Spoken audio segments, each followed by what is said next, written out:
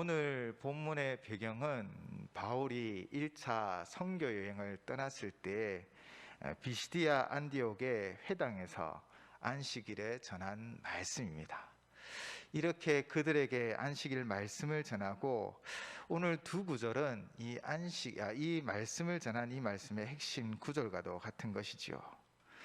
지금 바울과 바나바는 안식일을 맞아 회당을 찾았고 거기서 순서에 따라 자기가 말할 기회를 얻고자 하였습니다. 이들을 향해 바울은 이제 순서가 되어 말씀을 증거할 때 하나님이 어떻게 이스라엘 백성들을 인도하셔 주셨는지 역사를 통하여 상기시킵니다. 출애굽 시대에 하나님의 인도하심, 또 다윗을 왕으로 세우시고 또 메시아를 보내주실 것을 약속하셨고 바로 예수님이 오셨다라는 것을 선포하고 있는 것이지요. 그렇게 구약의 역사를 근거로 이 오실 메시아가 바로 예수 그리스도임을 소개하고 있습니다. 바울은 세례 요한까지도 예수님이 그 메시아임을 분명하게 밝히고 있음에도 불구하고 유대인들은 예수를 영접하지도 않고 죽일 궁리를 하다가 마침내 빌라도에게 청하여 예수님을 십자가에 못 박게 하였다. 그렇게 처형한 사실을 담담하게 전하였던 것입니다. 그렇지만 하나님께서는 죽은 자 가운데 예수님을 살리시어 영원한 구세주로 삼으셨음을 또한 바울은 당당하게 선포하고 있는 것이지요. 바울은 지나간 역사를 들추어내며 유일하게 하나님께서 세우신 이 구원의 복음 예수 그리스도, 그분을 증거하는 것이 자신의 사명이요 자신은 그 일의 증인임을 31절 통하여 자신을 소개하고요, 또 이미 조상들에게 약속하신 언약에 따라 비록 율법을 가졌다 할지라도 메시아이신 예수 그리스도를 믿음으로써 하나님으로부터 의로움을 받을 수 있다라고 오늘 본문으로 선포하고 있습니다. 여기에서 바울은 말을 마치면서 이 선지자들이 진지하게 경고한 그 심판의 경고를 기억하라며 40절, 41절로 마무리하고 있지요. 오늘 본문은 그 설교 중에 가장 중요한 핵심 구절입니다. 제가 38절, 39절을 다시 한번 봉독하겠습니다. 그러므로 형제들아, 너희가 알 것은 이 사람을 힘입어 죄 사함을 너희에게 전하는 이것이며, 또 모세의 율법으로 너희가 의롭다 하심을 얻지 못하던 모든 일에도 이 사람을 힘입어 믿는 자마다 의롭다 하심을 얻는 이것이라. 아멘. 이 사람은 누구입니까? 바로 예수 그리스도이십니다. 그분을 통하여 죄 사함을 받았고 또한 율법으로는 의롭다함을 얻을 수 없습니다. 율법으로는 어떠한 인간도 어떠한 사람도 구원을 얻을 수 없지요. 그러나 바로 믿음 안에 예수 그리스도 안에서 의롭다함을 얻고 구원받는 백성이 되어진 것입니다. 바로 구세주이신 예수를 믿는 믿음 안에 구원의 빛이 비추어졌던 것이지요. 이번 달도 달력을 뜯으면서 이번 달 주제를 보셨을 것입니다. 믿음 안에 구원의 빛입니다. 무엇 안에 구원의 빛이 있다라는 것입니까? 바로 믿음 안에 구원의 빛이 있는 것입니다. 우리의 행위, 우리의 어떤 공로, 우리가 무언가를 해서가 아니라 바로 믿음 안에 우리 구원의 역사가 있는 것입니다. 우리가 믿음 안에 거하면 바로 구원의 빛이 비추어지는 것입니다.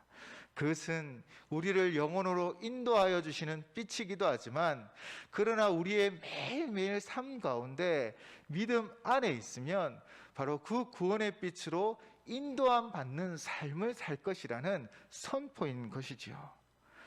그러므로 우리는 이 믿음 안에 거하셔야 합니다. 믿음 안에 구원의 빛이 비추어지도록 우리는 예수 그리스도 그분만이 우리의 구세주임을 고백하며 참 소망 삼으며 살아가셔야 됩니다. 그렇다면 어떻게 믿음 안에 구원의 빛이 비추어졌을까요? 과연 믿음만 있으면 되는 것일까요? 칼빈주의의 5대 교리를 통해 오늘 이 믿음 안에 구원의 빛을 조금 살펴보려고 합니다. 먼저 존 칼빈에 대하여 언급을 드리면 종교개혁주의는 아니지만 종교개혁을 위하여 수고한 인물이죠. 우리가 믿음 안에 구원의 빛이 어떻게 비추어졌는지 이 믿음 안에 더욱 머물고 하나님의 구원의 그 경륜을 누리기 위하여 이 다섯 가지를 살펴보려고 합니다. 칼빈은 프랑스에서 태어났죠. 그러나 너무나 개혁적인 성향이 있었기에 그 당시 프랑스를 지배하던 가톨릭으로부터 생명의 위협을 당합니다. 결국 그는 스위스로 가게 되고요. 스위스 제네바에서 거주하며 설교가로, 또 저술가로, 행정가로, 또 법관으로 이 제네바의 이상사회를 만들려고 많은 노력을 했다고 합니다.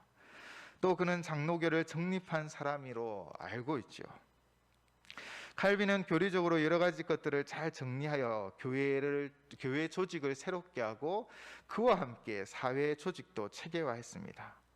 이후에 민주주의에 영향을 주기도 하였다라고 설명하시는 분들도 있습니다.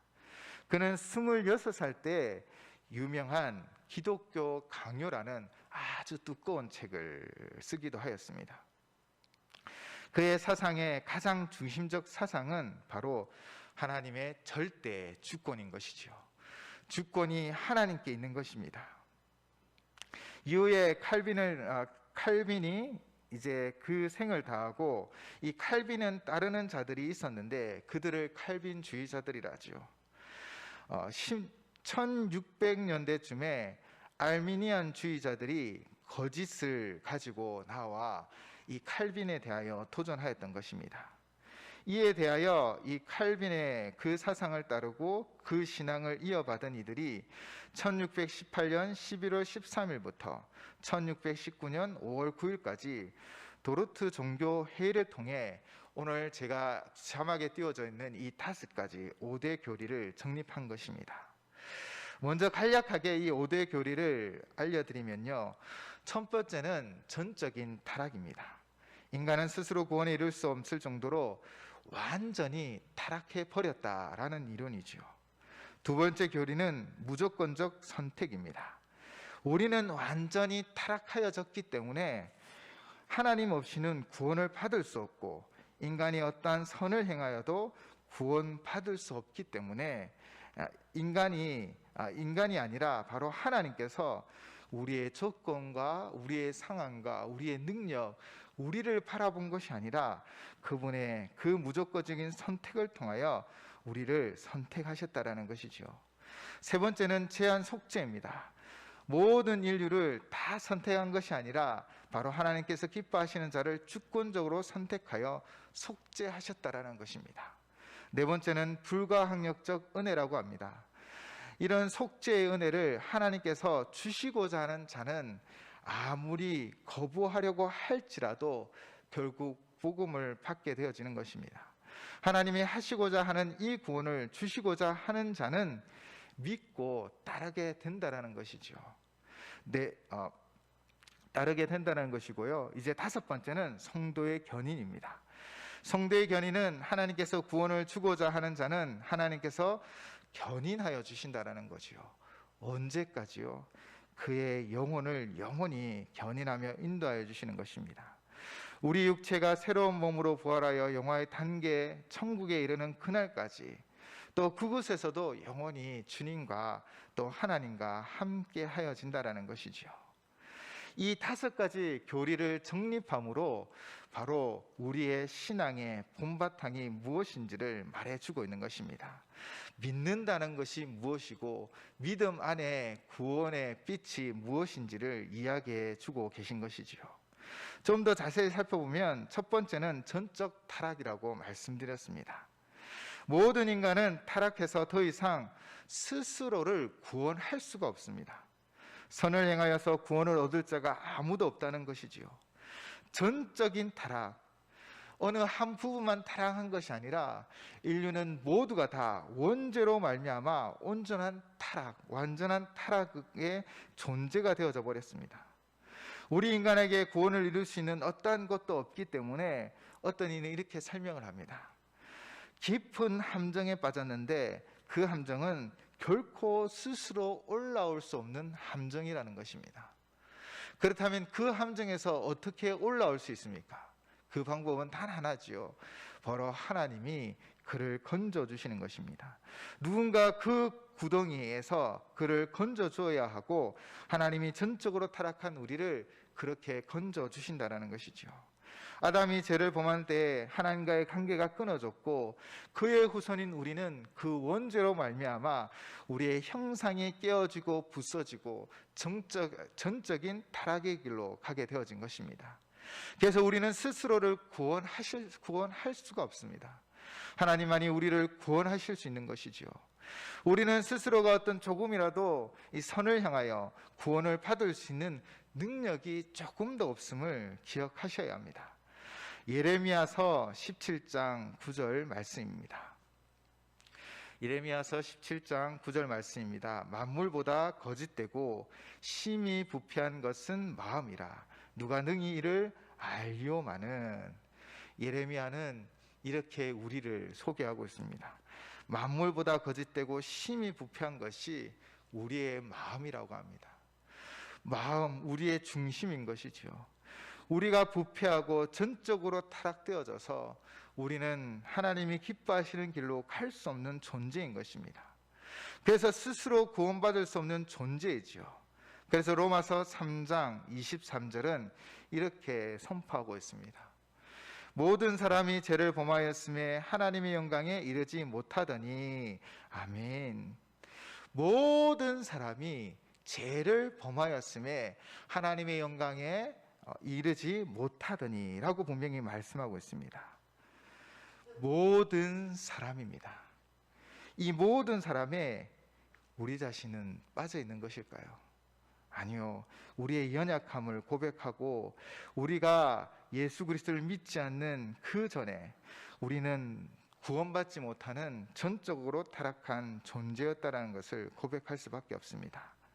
모든 사람이라는 이 단어, 모든 사람이 다 부패한 인간이요 전적으로 타락한 존재였지요. 오늘 우리는 우리가 스스로 구원받을 수 없었던 존재라는 것을 깊이 자각하셔야 합니다. 인간은 그런 존재입니다. 그래서 우리가 어떤 사람을 열심히 따르다 보면 언젠가는 실망하게 되어집니다. 어떠한 사람도 완벽한 사람이 없기 때문이죠. 결국 우리는 완전하신 예수님만을 바라보며 한 걸음 한 걸음 전진하는 삶을 사셔야 합니다. 그래서 사람을 따르지 말고 오직 하나님만 바라보고 하나님만 의지하며 나아가셔야 합니다. 인간은 이처럼 의지의 대상이 아니라 바로 사랑의 대상입니다. 왜냐하면 우리 모두 다 연약함을 가지고 있기 때문입니다. 완전한 사람은 그 누구도 없습니다. 누구나 다 연약한 부분이 있고 누구나 다 약한 부분이 있습니다. 상처받은 부분도 있고요. 일평생 경험한 일들이 다르기 때문에 다 모습이 다릅니다.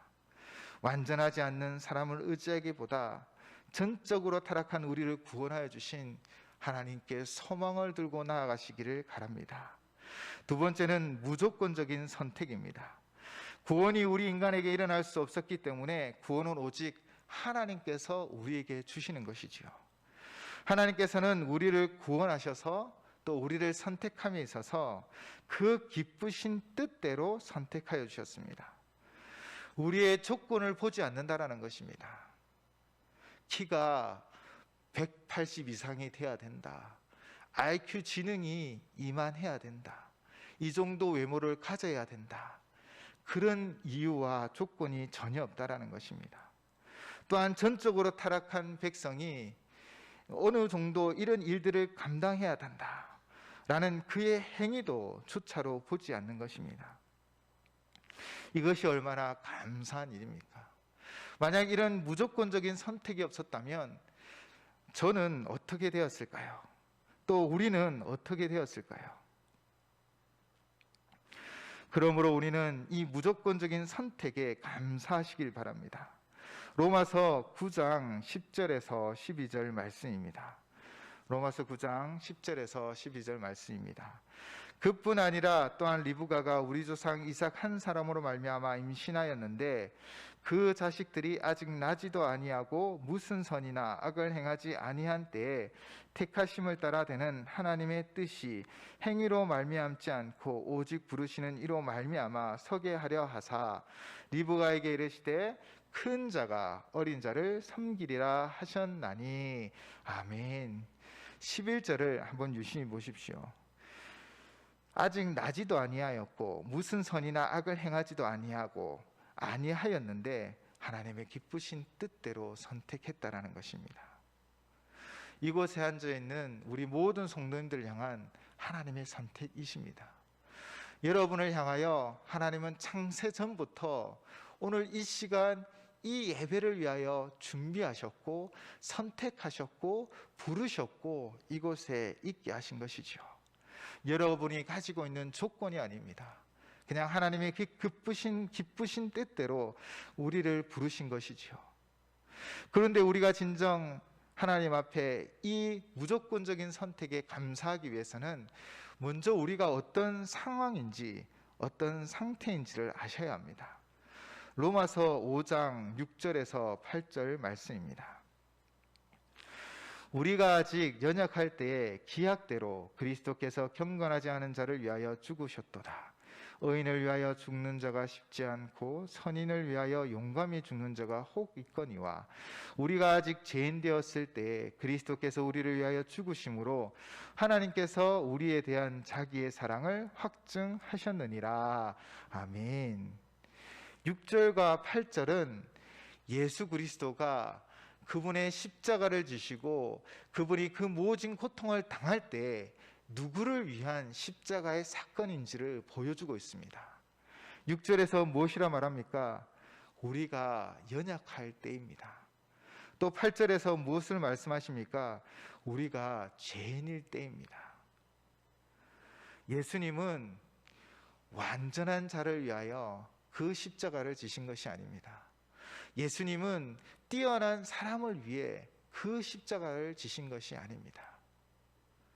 때로는 주님의 사역을 감당하며 실수하고 넘어질 때마다 내가 없으면 더 잘 될 것 같다라는 생각들을 할 때도 있었습니다. 우리의 연약함이 있죠. 우리의 부족함이 있죠. 그러나 우리의 있는 모습 그대로를 바라보시며 우리를 구원하기 위하여 바로 주님이 그 십자가를 지셨다라는 것입니다. 아직 연약할 때, 우리가 아직 죄인 되었을 때 그리스도는 그 십자가를 지심으로 우리를 향한 하나님의 사랑을 확정하셨던 것입니다. 우리가 아직 연약할 때 우리를 위해 십자가에 달려 돌아가셨고 우리가 죄인 되었을 때 우리를 위해 십자가에 달려 죽으심으로 우리의 하나님의 사랑을, 우리를 향한 하나님의 사랑을 확증하여 주셨던 것이지요. 우리가 잘나서 선택한 것이 아닙니다. 우리가 어떤 능력이 특출해서 선택한 것이 아닙니다. 오직 그분의 그 은혜로 우리를 선택하였지요. 로마서 9장 15절은 이렇게 선포하고 있습니다. 모세에게 이르되 내가 긍휼히 여길 자를 긍휼히 여기고 불쌍히 여길 자를 불쌍히 여기리라 하셨으니. 아멘. 우리도 사실 어떤 사람을 사랑하게 된다면 때로는 이유 없이 사랑하게 되어질 때도 있잖아요. 어떤 이유가 있어, 어떤 조건이 있어 그를 사랑하는 것이 아니라 그냥 마음이 끌리는 것이죠. 하나님은 우리를 이렇게 무조건적으로 선택하시고 무조건적으로 사랑하여 주셨습니다. 오늘 이 자리에 앉아 예배드리는 우리를 향하여 그 무조건적인 선택과 그 크신 사랑으로 인도하여 주시는 하나님 앞에 우리는 감사함으로 나아가셔야 합니다. 이제 세 번째 교리는 제한 속죄입니다. 그리스도의 속죄는 만인을 구원하기에 충분하십니다. 그분을 믿는 사람에게는 모두 유효합니다.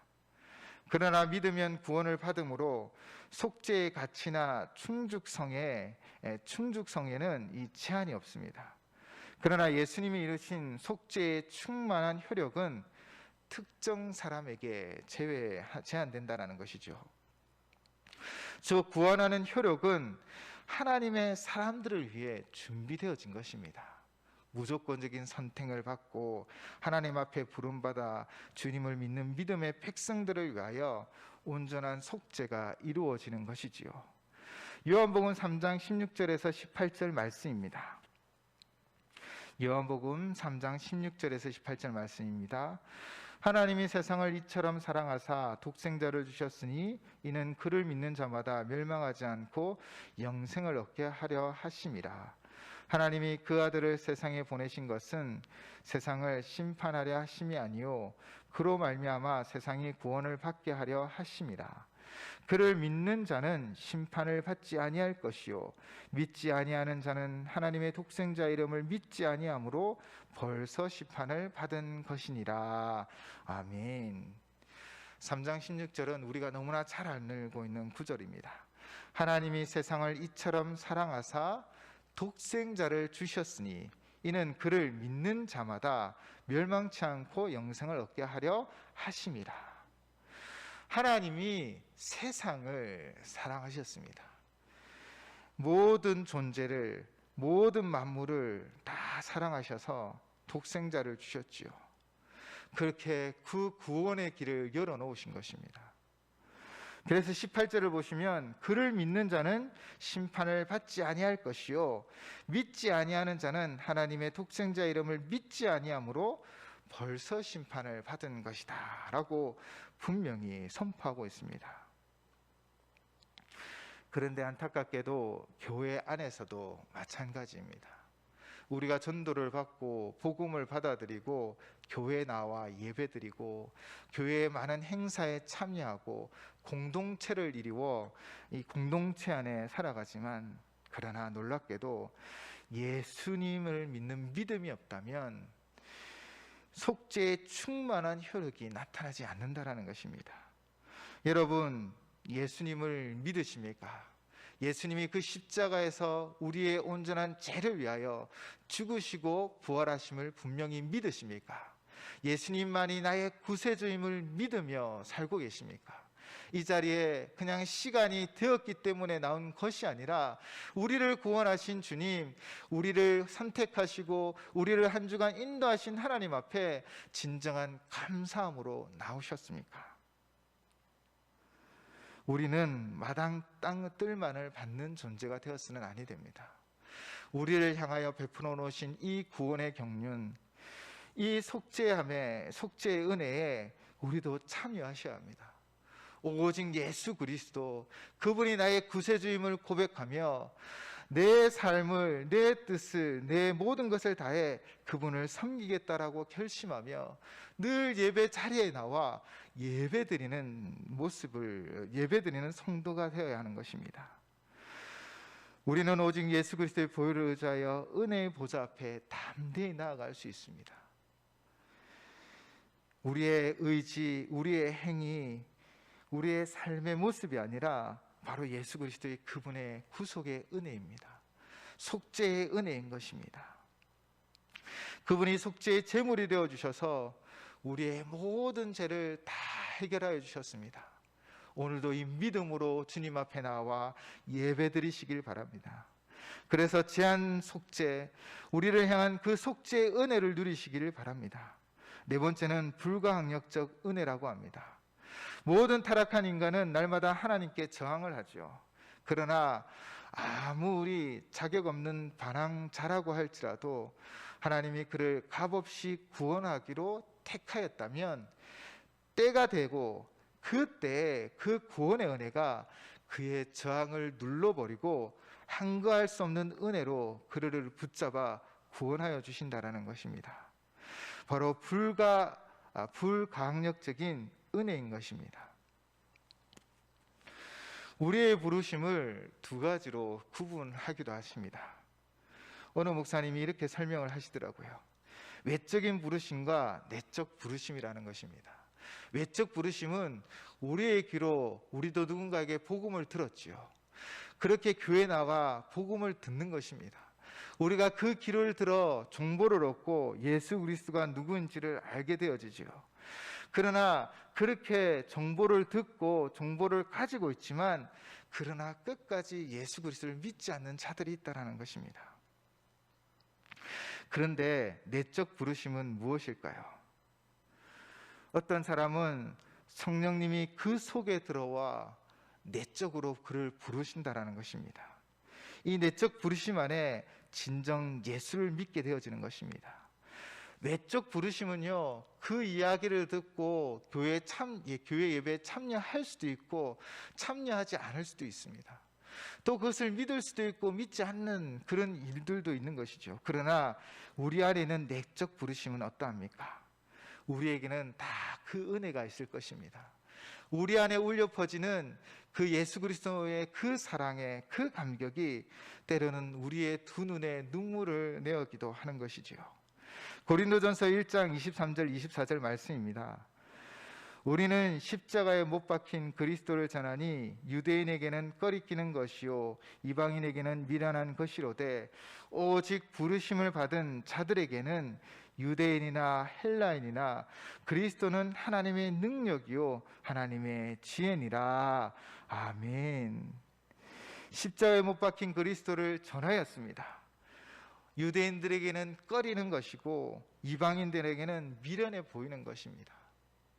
유대인들은 자신들이 가지고 있던 율법, 자신들이 세워왔던 어떤 자신들만의 왕국을 예수 그리스도가 깨트리며 그들의 잘못을 지적할 때 그들은 결국 예수 그리스도를 십자가에 못 박게 하였죠. 그래서 꺼리는 것이 되었습니다. 이방인들은 우상들을 섬기며 그 우상들 앞에 절을 하였죠. 그런데 그 우상이 그 이방인들을 위하여 성육신하고 그 이방인들 섬기는 이들을 위하여 죽은 우상이 신이 아무도 없었습니다. 그렇게 볼 때 예수 그리스도가 성육신하셔서 이 땅에 오시고 이 연약한 죄 많은 인간들을 위하여 죽었다는 것 죽었다라는 그 사실이 이방인들에게는 미련하게 보인다는 것이죠. 그러나 오직 부르심을 받은 자에게는 유대인이나 헬라인이나 그리스도는 하나님의 능력이 되어주시고 하나님의 지혜가 되어주시는 것입니다. 바로 이 내적 부르심을 통하여 하나님의 능력이 드러나고 하나님의 지혜가 우리의 삶을 다스리는 것이지요. 그러나 이 내적 부르심을 신비주의로 생각하시면 안 됩니다. 신령하게 어느 목소리가 들렸다, 어떤 한성을 봤다, 아닙니다. 때로는 예배 드릴 때, 말씀을 통독할 때, 일상적인 삶 속에서 주님을 묵상할 때 우리 속에 내적인 은혜가 넘쳐나는 것입니다. 거부할 수 없는 은혜로 채워지는 것이지요. 그래서 자신의 의지와 상관없이 눈물을 흐르기도 하는 것입니다. 바로 하나님의 불가항력적인 은혜, 그 은혜가 오늘도 우리의 심령을 새롭게 하고 우리의 마음을 새롭게 하고 우리의 생각을 새롭게 하기를 주님의 이름으로 축원을 드립니다. 마지막 5번째는 성도의 견인입니다. 하나님께서는 성도를 한번 붙잡으면 끝까지 인도하여 주십니다. 신명기 31장 6절입니다. 너희는 강하고 담대하라. 두려워하지 말라. 그들 앞에서 떨지 말라. 이는 내 하나님 여호와 그가 너와 함께 가시며 결코 너를 떠나지 아니하시며 버리지 아니하실 것임이라 하고. 아멘. 하나님은 결코 우리를 버리지 아니하십니다. 끝까지 함께하여 주시는 것입니다. 때때로 우리가 예수님을 믿어도 우리의 연약함이 있고 우리의 습관이 있고 그래서 죄의 유혹에 넘어지고 또 우리는 낙심해질 때가 많이 있습니다. 그러나 하나님은 믿음의 백성, 부름받은 백성, 선택받은 백성이 회개하고 돌아오기를 끝까지 기다리시고 또 불가항력적인 은혜를 베푸셔서 그 길에서 벗어나 하나님의 길, 하나님의 자녀로 살게 하신다는 것이죠. 고린도전서 10장 13절 말씀입니다. 우리 10장 13절 말씀은 다 아시는 말씀일 것입니다. 우리 함께 봉독하도록 하겠습니다. 사람이 감당할 시험 밖에는 너희가 당할 것이 없나니 오직 하나님은 미쁘사 너희가 감당하지 못할 시험 당함을 허락하지 아니하시고 시험 당할 즈음에 또한 피할 길을 내사 너희로 능히 감당하게 하시느니라. 아멘. 우리의 모든 환경 상황에서 하나님은 능히 건져주십니다. 우리가 감당할 만한 시험만 허락하시고요, 또 우리가 감당치 못할 때에는 피할 길을 열어주시는 분이 바로 우리 하나님이십니다. 우리가 매일매일 하나님의 손을 꼭 붙잡고 그분과 동행하시길 바랍니다. 그분의 인도하심을 받기 바랍니다. 여러분, 하나님과 손을 붙잡는다는 건 어떤 모양일까요? 이렇게 그냥 손을 꼭 붙잡는 것일까요? 하나님과 손을 붙잡을 때 제가 청년 때 참 감명 있게 보았던 것은, 그때도 아마 부흥회였던 것 같습니다. 그 목사님이 이렇게 표현을 하시더라고요. 보통 우리가 코로나가 아니면 곁에 있는 분과 한번 손도 잡아보고 싶은데, 일단 각자 자기 손목에 한번 손을 대보십시오. 그렇게 이렇게 딱 잡아보십시오. 예. 오른손이 자기 손이라 생각하고 한번 떼보십시오. 그러면 이 붙잡은 손이 떼어집니까? 아니요. 어느 손이 꼭 붙잡고 있죠? 바로 왼손이 꼭 붙잡고 있습니다. 하나님과의 관계는 이와 같다라는 것입니다. 우리의 힘이 연약해질 때가 있잖아요. 우리의 결심이 연약해질 때가 있습니다. 하나님이 피할 길을 주신다라고 믿고 살아왔는데 도저히 안 될 것 같은 산을 만날 때가 있습니다. 그때마다 우리는 우리의 손이 떨리고 힘이 연약해져서 그 손을 놓칠 때가 있는 것입니다. 그러나 하나님의 손은 결코 우리를 놓치지 않으십니다. 끝까지 우리를 인도하시며 탕자 그 둘째 아들이 돌아올 때까지 기다리기도 하시는 것입니다. 그렇게 끝까지 우리를 인도하시는 하나님, 그분이 우리의 하나님이십니다. 디모데후서 4장 18절 말씀입니다. 주께서 나를 모든 악한 일에서 건져내시고 또 그의 천국에 들어가도록 구원하시리니 그에게 영광이 세세무궁토록 있을지어다. 아멘. 주께서 나를 모든 악한 일에서 건져내시고 또 그의 천국에 들어가도록 구원하시리니 그에게 영광이 세세무궁토록 있을지어다. 이 고백이 우리의 매일의 고백이 되시길 바랍니다. 오직 우리를 구원하시고 우리를 인도하신 하나님께 영광과 존귀와 찬양을 매일매일 올려드리는 우리 모든 성도님들 되시길 바랍니다. 오늘 본문 말씀입니다. 제가 다시 오늘 본문 말씀 봉독하도록 하겠습니다. 그러므로 형제들아, 너희가 알 것은 이 사람을 힘입어 죄 사함을 너희에게 전하는 이것이며 또 모세의 율법으로는 너희가 의롭다 하심을 얻지 못하던 모든 일에도 이 사람을 힘입어 믿는 자마다 의롭다 하심을 얻는 이것이라. 아멘. 주를 힘입어 믿는 자마다 예수 그리스도가 나의 소망이십니다. 오직 나의 구세주는 예수 그리스도밖에 없습니다 라고 믿으며 나아가는 자에게 하나님은 구원의 빛을 비추어 주시는 것입니다. 영원한 영생으로 인도하여 주십니다. 단 오늘의 삶 가운데 피할 길을 열어주십니다. 전적으로 타락한 우리를 무조건적으로 선택하여 택하시고 예수님의 보혈을 의지하는 우리의 모든 죄를 다 속죄하여 주시고 거부할 수 없는 은혜로 우리의 심령에 부어주시는 하나님은 결국 우리를 의롭다 하시며 그 영원한 나라로 인도하여 주실 것입니다.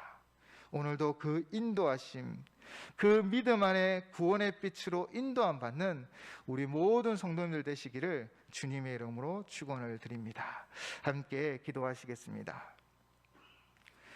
사랑의 하나님 아버지, 한 주간을 뒤돌아보면 정말 완벽하지 못한 모습들, 부족했던 모습들밖에 떠오르지 않습니다. 그러나 이런 부족한 모습을 가진 부족한 자임에도 불구하고 오늘도 하나님은 은혜를 베풀어 주심에 감사드립니다. 전적으로 타락한 우리를 온전히 구원하여 주셔서 하나님 백성 삼아 주시고 이제 주님이 오실 그날까지 또 영원한 그 천국까지 우리를 온전히 견인하여 주실 것을 믿으며 오늘도 주님 앞에 영광과 존귀와 찬양을 올려드리오니 우리의 찬양을 받아 주시옵소서. 우리의 마음을 받아 주시옵소서. 또 하나님 예배하신 그 신령한 복과 그 신령한 은혜로 이번 한 주간도 충만하게 채워 주시옵소서. 예수님 이름으로 기도드립니다. 아멘.